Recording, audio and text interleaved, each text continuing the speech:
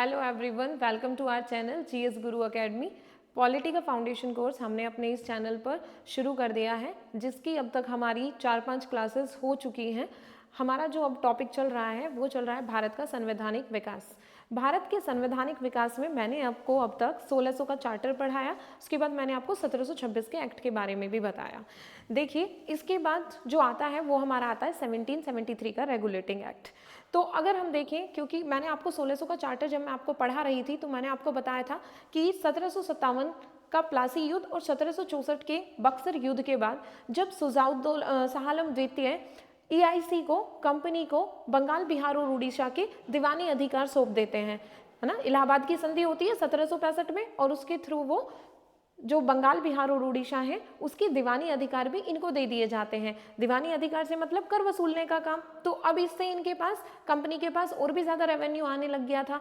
तो यहाँ पे क्या हुआ, इन्होंने यहाँ पे कंपनी के कार्यों का बंटवारा और नवाबों के कार्यों का बंटवारा हो गया था।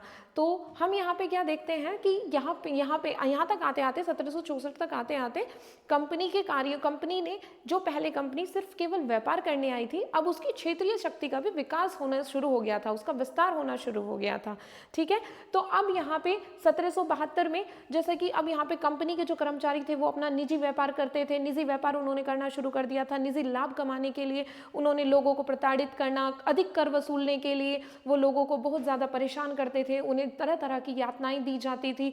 तो भारत में एक अविश्वास अंग्रेजों के प्रति शुरू हो गया था, वो कि जो एक चरम लेवल पे था। और उसके बाद अब यहाँ पे धीरे धीरे अब ब्रिटिश सरकार भारत में कैसे अपना शासन स्थापित करे, तो उस शासन को स्थापित करने के लिए इन्होंने समय समय पर कुछ अधिनियम पारित किए। ठीक है, जिन अधिनियमों को हम अब पढ़ेंगे, हमने पढ़ना शुरू किया है, और उन अधिनियमों के थ्रू हमारे भारत का संवैधानिक विकास कैसे प्रभावित होता है, हमारे भारत में क्या संवैधानिक विकास हुआ, हम उसे देखेंगे। ठीक है, तो आज हम पढ़ेंगे 1773 का रेगुलेटिंग एक्ट। 1773 के रेगुलेटिंग एक्ट की जब मैं बात करती हूँ तो 1773 के रेगुलेटिंग एक्ट से पहले ही, जैसे कि मैंने आपको बताया, यहीं पे एक बात क्या होती है कि 1772 में, क्योंकि कंपनी के कर्मचारियों ने निजी व्यापार शुरू कर दिया था और कंपनी के लोगों ने अब निजी व्यापार शुरू कर दिया था निजी लाभ कमाने के लिए, तो कंपनी में भ्रष्टाचार जैसी समस्याएं बहुत ज़्यादा फैल गई थी, जिसके लिए जो कंपनी EIC दिवालियेपन की स्थिति में आ गई थी। तो इसके कंपनी के कार्यों पर नियंत्रण सबसे पहला जब हम देखते हैं तो रेगुलेटिंग एक्ट 1773 का जो काम, इसका जो मेन ऑब्जेक्ट रहा वो रहा कि यहाँ पे जो कंपनी के जो दोष हैं, है ना, कंपनी में व्याप्त जो बुराइयां हैं उनको दूर करना 1773 का ऑब्जेक्ट रहा। यहीं पे एक फैक्ट और आता है, देखिए, और एक बात और मैं आपको बताना चाहूँगी, मैं जो भी कुछ बोल रही हूँ और जो भी मैं आपको यहाँ बोर्ड पर लिख रही हूँ, सभी आपके एग्जाम के पॉइंट ऑफ व्यू से बहुत इंपॉर्टेंट है, तो आप मेरे साथ ना अपने नोट्स बनाते रहें। देखिए, इसमें यहाँ पे एक फैक्ट और आता है कि 1772 में ही जो ब्रिटिश पीएम थे, 1772 में ब्रिटिश पीएम प्रधानमंत्री नार्थ थे। नार्थ ने एक गुप्त समिति का गठन किया था, एक गुप्त समिति का गठन किया था, गुप्त समिति का गठन किया था। गुप्त समिति मतलब सीक्रेट कमिटी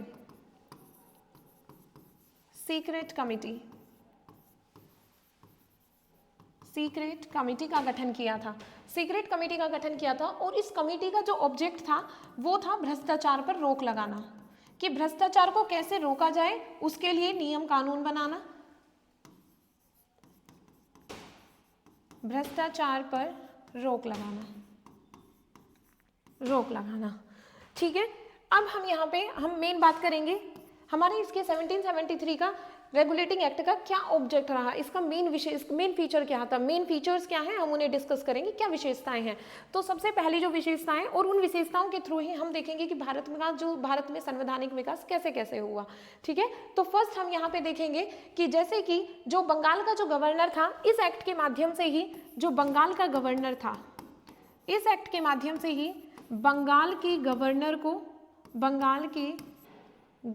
को गवर्नर जनरल बना दिया गया था, गवर्नर जनरल। गवर्नर जनरल बना दिया गया था। और इस कड़ी में जो पहले गवर्नर जनरल थे वो थे Warren Hasting. Warren Hasting, Warren Hasting पहले गवर्नर जनरल थे।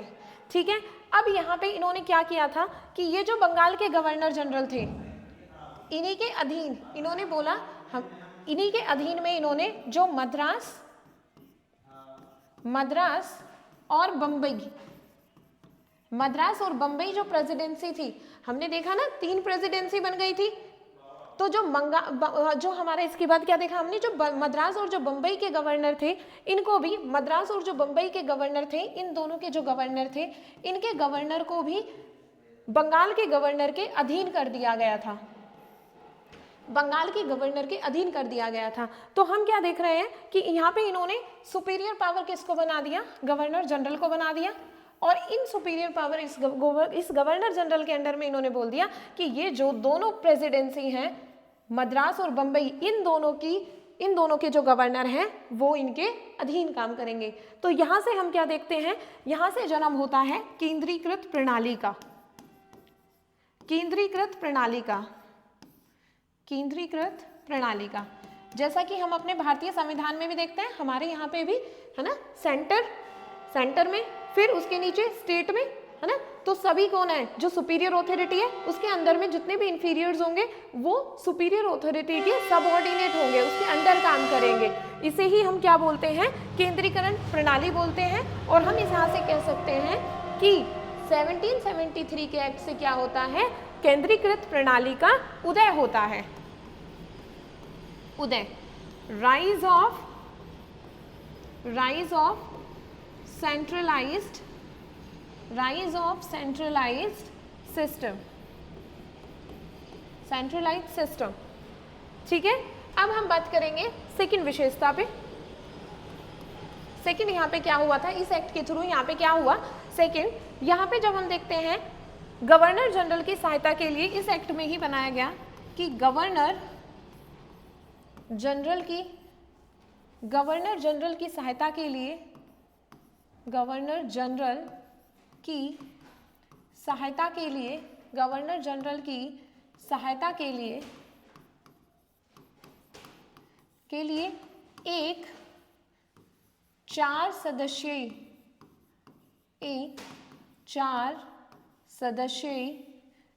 सदस्यीय परिषद का गठन किया गया। एक 4 सदस्यीय परिषद का गठन किया गया।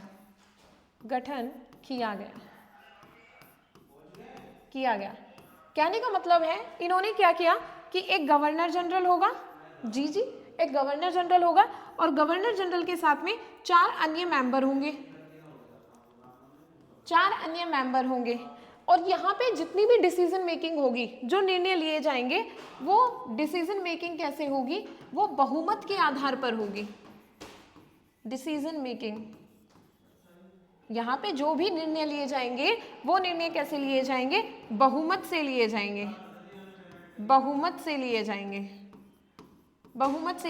है ना, मेजोरिटी से। हम भारतीय संविधान में भी हम देखते हैं, आज भी हम ये हमारे यहाँ पे कार्यपालिका में यही चलता है, जितने भी हमारे यहाँ पे डिसीजंस लिए जाते हैं सब मेजोरिटी से। कोई भी बिल पास करना हुआ सब कैसे पास होंगे, मेजोरिटी से पास होंगे। ठीक है, तो हम यहाँ से क्या देखते हैं कि कार्यपालिका का उदय होता है। कार्यपालिका का उदय,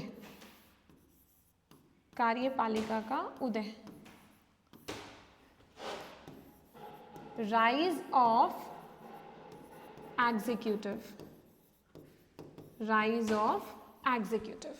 ठीक है, तो यहां से हमने क्या देखा कि कार्यपालिका का उदय होता है। इन्होंने बोला एक गवर्नर जनरल होंगे, 4 अन्य मेंबर होंगे और जितने भी डिसीजन लिए जाएंगे वो सब कैसे होंगे, बहुमत से होंगे, मेजोरिटी से होंगे।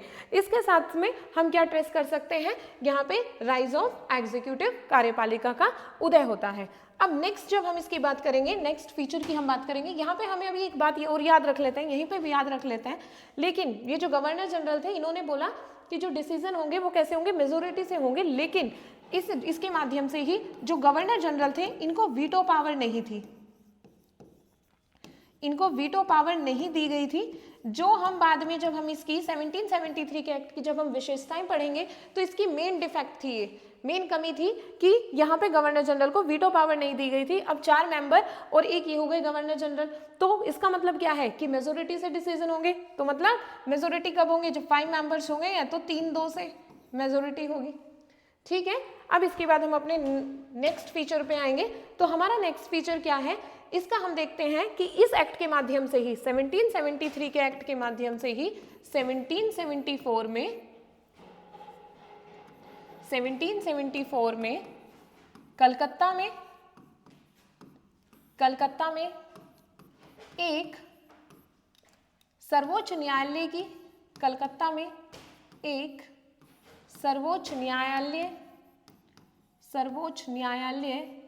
की स्थापना की गई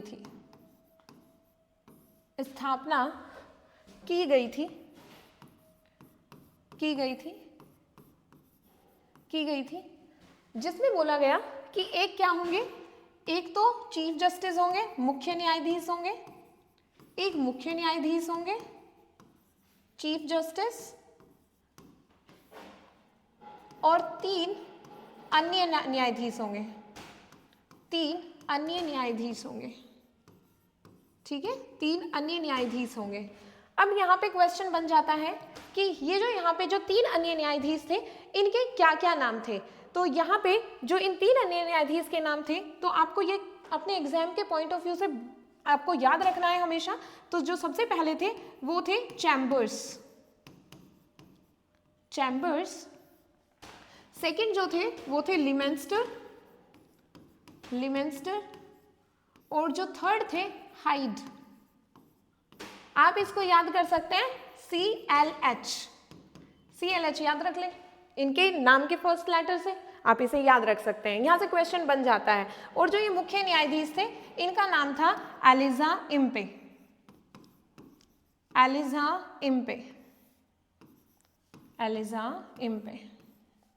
ठीक है सर, एलिजा इम्पे। अब देखो हम यहाँ से क्या देखते हैं, हमारे यहाँ पे क्या होता है, भारत में न्यायपालिका का उदय, क्योंकि क्या हुआ 1774 में सबसे पहले एक सर्वोच्च न्यायालय की स्थापना की गई। ठीक है, तो यहाँ से क्या होता है भारत में क्या होता है, यहाँ से होता है हमारा न्यायपालिका का उदय।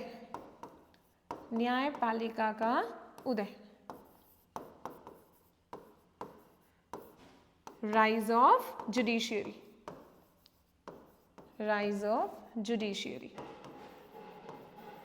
ठीक है, राइज ऑफ जुडिशियरी। अब इसके बाद हम देखेंगे कि जो हमारे इस एक्ट की जो विशेषता क्या रही है, तो यहाँ पे इस एक्ट की नेक्स्ट विशेषता पे हम आएंगे। इस एक्ट के माध्यम से ही, क्योंकि मैंने आपको बताया था कि कंपनी में भ्रष्टाचार जैसी समस्याएं बहुत ज्यादा बढ़ गई थी, तो कंपनी पे नियंत्रण कैसे रखा जाए, क्योंकि EIC इसमें क्या था, यहाँ हमने जब 1600 का हम चार्टर पढ़ रहे थे तो मैंने आपको एक बताया था ना, बोर्ड ऑफ डायरेक्टर्स की मैंने बात की थी,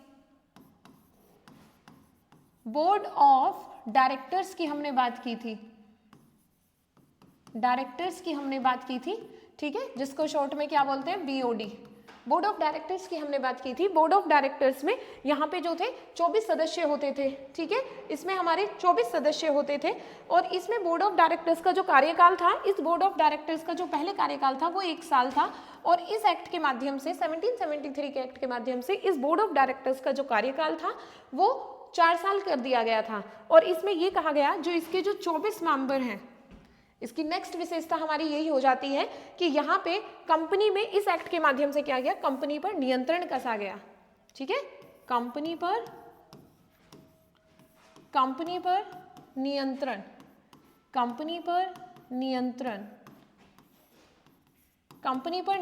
किया गया। अब कंपनी पर नियंत्रण किया गया, कैसे किया गया कंपनी में नियंत्रण, इन्होंने बोला, इस एक्ट ने ये बताया कि जो 24 मेंबर हैं बोर्ड ऑफ डायरेक्टर में, जो 24 मेंबर हैं, इसके 24 मेंबर्स में से 1/4 मेंबर हर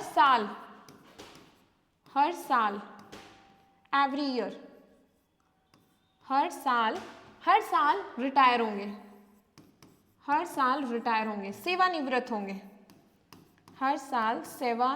होंगे, हर साल सेवानिवृत्त होंगे। ठीक है, तो इन्होंने यहाँ पे, और इसके साथ ही इन्होंने बोला कि ये जो 24 मेंबर हैं, इनमें से जिस मेंबर के 1000 पौंड शेयर हैं, 1000 पौंड शेयर हैं, उसे ही क्या होगा, उसे ही वोट देने का अधिकार होगा, वोट देने का अधिकार होगा, वोट देने का अधिकार होगा, राइट टू वोट होगा, वोट देने का अधिकार होगा यहां से, इस कंपनी के माध्यम से। ठीक है, तो हमने क्या देखा, यहां पे कंपनी पर नियंत्रण कसा गया। नेक्स्ट विशेषता पे हम आएंगे, तो 1773 के एक्ट के द्वारा ही यहाँ पे इन्होंने बोल दिया कि जो कंपनी के कर्मचारी हैं वो किसी भी तरह का कोई निजी व्यापार नहीं करेंगे। कंपनी के निजी व्यापार पर कंपनी के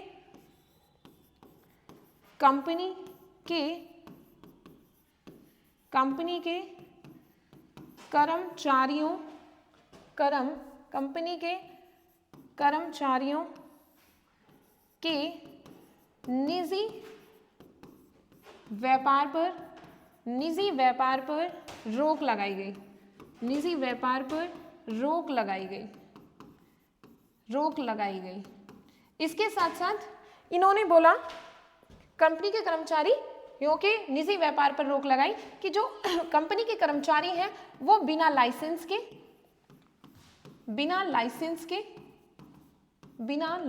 के कोई व्यापार नहीं करेंगे, बिना लाइसेंस के कोई व्यापार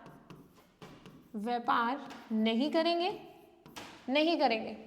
करेंगे और किसी भी तरह के गिफ्ट नहीं लेंगे, उपहार किसी भी तरह के नहीं लेंगे, और रिश्वत नहीं लेंगे, ब्राइब नहीं लेंगे, रिश्वत, ब्राइब, ठीक है, ब्राइब नहीं लेंगे, ये तीनों काम नहीं करने हैं। कंपनी के कर्मचारियों पर नियंत्रण लगाया गया और बोला कि कंपनी के कर्मचारी बिना लाइसेंस के कोई भी निजी व्यापार नहीं करेंगे और भारतीयों से किसी भी तरह के उपहार या भेंट नहीं लेंगे और रिश्वत नहीं लेंगे। ठीक है, तो हमने इस एक्ट के माध्यम से देखा कि 1773 के एक्ट के माध्यम से कंपनी में जो भी व्याप्त जो भ्रष्टाचार था उस पर रोक लगाने के लिए समय समय पर, जैसा कि 1772 में भी नार्थ ने, लॉर्ड नार्थ बोलते हैं, लॉर्ड लगाते हैं नाम के आगे, नार्थ ने एक सीक्रेट कमेटी का गठन कर दिया था। फिर 1773 का एक्ट पारित होता है कि कंपनी ब्रिटिश शासन की नींव कैसे डले भारत में, कैसे वो अपना सिकंजा कसे, तो इसके लिए ये एक्ट पारित होता है। तो इस एक्ट के माध्यम से ये काम करते हैं। तो हमने वो विशेषताएं देखी। इसके बाद अब इस एक्ट में कुछ कमियां थी, उन एक्ट को 1773 के, इसके बाद आता है हमारा 1781 का एक्ट ऑफ सेटलमेंट। इस एक्ट का जो ऑब्जेक्ट होता है, इस एक्ट का ऑब्जेक्ट जो होता है, इसका जो एम है, इस एक्ट का ऑब्जेक्ट होता है कि जो 1773 में 1773 के रेगुलेटिंग एक्ट में 1773 के रेगुलेटिंग एक्ट में जो भी कमियां हैं, जो भी कमियां व्याप्त हैं, उन्हें दूर किया जाए, उन्हें दूर करना।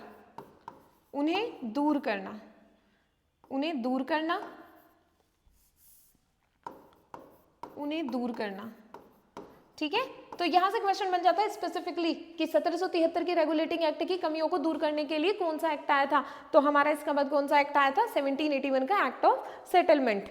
अब इस एक्ट के बाद इसका मेन ऑब्जेक्ट हमारा हो गया कि इस एक्ट की कमियों को दूर करना है। इसी एक्ट के माध्यम से नेक्स्ट जो हुआ था, यहाँ पे ही एक काम जो इसका मेन फीचर आता है 1781 के एक्ट का, जहाँ से हमारे क्वेश्चन बन जाते हैं। यहाँ से क्या हुआ था कि जो हमारा गवर्नर जनरल था ना, हमने बोला था इसी 1773 के एक्ट के माध्यम से एक गवर्नर जनरल होगा और उसकी हेल्प के लिए क्या होगी, 4 सदस्यीय एक परिषद का गठन किया गया था। लेकिन वहां पे गवर्नर जनरल को क्या नहीं थी, वीटो पावर नहीं थी। इस एक्ट के माध्यम से क्या हुआ था, यहाँ पे ये बोल दिया गया कि जो गवर्नर जनरल है, गवर्नर जनरल के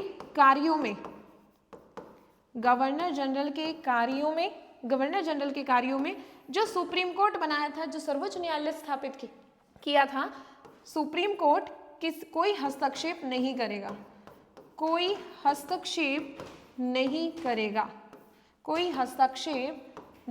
करेगा। ये 1781 के एक्ट की ये दो मेन विशेषताएं हो जाती हैं कि ये जो एक्ट है ये 1773 के एक्ट की कमियों को दूर करने के लिए आया था और यहीं से ही इस एक्ट के माध्यम से ये कहा गया कि जो सर्वोच्च न्यायालय है वो गवर्नर जनरल के कार्यों में कोई भी हस्तक्षेप नहीं करेगा, नो इंटरफेरेंस, नो इंटरफेरेंस। इसका क्या मतलब हो जाता है, हम क्या देखते हैं यहाँ पे, no interference, no interference, no interference. तो हम क्या देखते हैं ना, एक सेपरेशन ऑफ पावर, सेपरेशन हो गया है ना, इनकी शक्तियों के बीच में सेपरेशन हो गया है। यही से हम देखते हैं कि क्या हुआ, कार्यपालिका का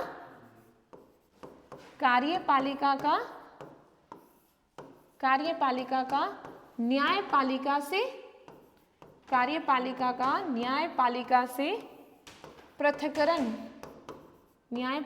से पृथक्करण, दोनों को बिल्कुल अलग कर दिया गया था कि कार्यपालिका का न्यायपालिका से कोई पृथक्करण नहीं होगा। हम ये अपने भारतीय संविधान में भी देखते हैं। कौन सा अनुच्छेद है हमारा, अनुच्छेद, आर्टिकल, अनुच्छेद को इंग्लिश में बोलते हैं article, article 50 separation of judiciary from executive की बात करता है। ठीक है, तो आज हमने देखा ये हमारे कुछ इसकी विशेषताएं थी 1781 में जो हमारे क्वेश्चन बनते हैं कंपटीशन में। यहाँ से ये दो क्वेश्चन ये मेन बनते हैं। आपको मैंने आज क्या क्या पढ़ाया एक बार हम थोड़ा सा जल्दी से रिवाइज करेंगे। हमने क्या देखा, हमने देखा 1773 का एक्ट, 1773 के एक्ट में ही, क्योंकि हमने जैसे देखा 1600 के चार्टर के द्वारा कंपनी को जब यहाँ पे ईआईसी स्थापित हो गई थी, ईआईसी को परमिशन मिल गई व्यापार करने की, तो धीरे धीरे कंपनी का जो ऑब्जेक्ट था वो सिर्फ व्यापार करना था। लेकिन इन्होंने क्या किया, यहाँ पे आके अपनी जो क्षेत्रीय शक्ति थी उसको भी बढ़ाना शुरू कर दिया। फिर युद्ध हुए 1757 और 1764 के युद्ध के बाद जो ईआईसी है उसको यहाँ पे अपनी शासन को ज़्यादा यहाँ पे एक्सपेंड हुई थी, इनको ज़्यादा अपना शासन स्थापित करने में सफल हुए थे, है ना। फिर इनको दीवानी अधिकार मिल गए यहाँ पे। फिर वेद शासन की स्थापना हो गई थी कंपनी के, और जो नवाबों के कार्य उनको अलग कर दिया गया था। तो यहाँ पे अब फिर जो यहाँ के लोग थे उनके साथ तरह तरह की यातनाएं की जाने लगी, परेशान किया जाने लगा था। कंपनी में निजी व्यापार होने लगा था, जो कंपनी के जो सदस्य थे वो निजी व्यापार करने लगे थे। तो अब ब्रिटिश सरकार भारत में कैसे अपना शासन स्थापित करे, उसके लिए इन्होंने समय समय पर कुछ एक्ट पारित किए। तो यहाँ पे ही एक 1772 में इन्होंने जो नॉर्थ नेक सीक्रेट कमेटी का गठन किया था, वो हमारा एक मेन इंपॉर्टेंट क्वेश्चन हो जाता है, वो आपको याद रखना है। फिर हम अपने 1773 की जब हम विशेषताएं की बात करेंगे तो इस एक्ट के माध्यम से ही जो फर्स्ट विशेषता में हमने बात की थी कि जो गवर्नर था उसको क्या बना दिया गया था, गवर्नर को, जो बंगाल का गवर्नर था उसको बंगाल के गवर्नर को गवर्नर जनरल बना दिया गया था। और केंद्रीकृत प्रणाली का हम यहाँ से उदय देखते हैं। सेकंड में जब हमने देखी थी, इसका सेकंड फीचर हमने बात की थी, तो गवर्नर जनरल था, उसकी सहायता के लिए 4 सदस्यीय परिषद का गठन किया गया था। ठीक है, और यहाँ पे जो था कि डिसीजन जो है वो कैसे होंगे, बहुमत से पारित किए जाएंगे। लेकिन गवर्नर जनरल को वीटो पावर नहीं दी गई थी। ठीक है, और बहुमत से यहाँ से हम क्या देखते हैं, हम देखते हैं कि उदय किसका, कार्यपालिका का, राइज ऑफ एग्जीक्यूटिव हम यहाँ से देखते हैं। फोर्थ में जब हमने बात की तो यहाँ पे मेन फीचर है इसका, मेन हमेशा क्वेश्चन बनता है, 1774 में कलकत्ता में एक सर्वोच्च न्यायालय की स्थापना की गई थी। ठीक है, यहाँ पे न्यायाधीश का क्या नाम था, ठीक है, जो चीफ जस्टिस थे ये हमारे जो सीजे थे, उनका नाम था, कि सीजे का नाम क्या था हमारा, एलिजे इम्पे था। ठीक है, और 3 अन्य न्यायाधीश थे, जिनमें से 3 अन्य न्यायाधीश थे जिनमें फर्स्ट थे चैम्बर्स, डिमिंस्टर, हाइड। ठीक है, अब हमारे इसके बाद हमने क्या देखा, फिफ्थ में एक बोर्ड जो हमारा कंपनी पर नियंत्रण किया गया। कंपनी में नियंत्रण कैसे किया, इन्होंने बोला कि जो 24 मेंबर हैं, जो बोर्ड ऑफ डायरेक्टर्स बनाया था हमने, बोर्ड ऑफ डायरेक्टर्स 1600 का जब हमने चार्टर पढ़ा था ना, तो हमने उधर पढ़ा था बोर्ड ऑफ डायरेक्टर्स। जो 24 मेंबर हैं उन्हें बोला गया कि जो 24 मेंबर हैं वो हर साल, है ना, उसके 1/4 मतलब 6 मेंबर हर साल क्या होंगे, सेवानिवृत्त होंगे। और कंपनी का जो कार्यकाल है, जो पहले क्या था 1 साल था, इसको अब 4 साल के लिए बढ़ा दिया गया था। 4 साल, कंपनी के कार्यकाल को 4 साल के लिए बढ़ा दिया गया था। और कहा गया कि जो केवल जिन मेंबर्स का क्योंकि सारे मर्चेंट्स थे ना जो मेंबर्स थे, जिनका क्या है 1000 पाउंड का शेयर है कंपनी में, वो ही क्या करेंगे, उनको ही वोट देने का अधिकार है। और इस एक्ट के माध्यम से ही कंपनी के जो कर्मचारी थे उनके निजी व्यापार पर रोक लगा दी गई थी। अब इस एक्ट में कुछ कमियां थी, उन एक्ट को दूर करने के लिए आता है हमारा 1781 का एक्ट ऑफ सेटलमेंट जिसे हम बोलते हैं। इस एक्ट के माध्यम से बेसिकली इस एक्ट का ऑब्जेक्ट क्या था कि जो 1773 का जो एक्ट है उसमें जो कमियां हैं उनको दूर किया जाए। और मेन जब हम अपना संवैधानिक विकास, क्योंकि हम पढ़ रहे हैं भारत का संवैधानिक विकास, जब हम ये देखते हैं तो यहाँ पे इस एक्ट के माध्यम से क्या किया गया था, इन्होंने बोला कि जो गवर्नर जनरल है उसके कार्यों में जो सुप्रीम कोर्ट, जो सर्वोच्च न्यायालय हमने 1774 में कलकत्ता में स्थापित किया था, वो किसी भी तरह का कोई हस्तक्षेप नहीं करेगा। तो क्या किया इन्होंने, कार्यपालिका का न्यायपालिका से पृथक्करण कर दिया, जो कि हम अपने भारतीय संविधान में भी देखते हैं। भारतीय संविधान में हमारा अनुच्छेद 50 बात करता है, सेपरेट बात करता है कार्यपालिका का न्यायपालिका से पृथक्करण। तो आज की क्लास को हम अपनी को यहीं समाप्त करते हैं। आप क्लास को अच्छे से देखें और अपने नोट्स बनाते रहें। अगर आपको कुछ कमी लगती है, आपको कुछ समझ नहीं आता है, तो आप कमेंट में ज़रूर बताएं, और आपको क्लास कैसी लगी ये भी आप ज़रूर बताएं। Thank you for watching.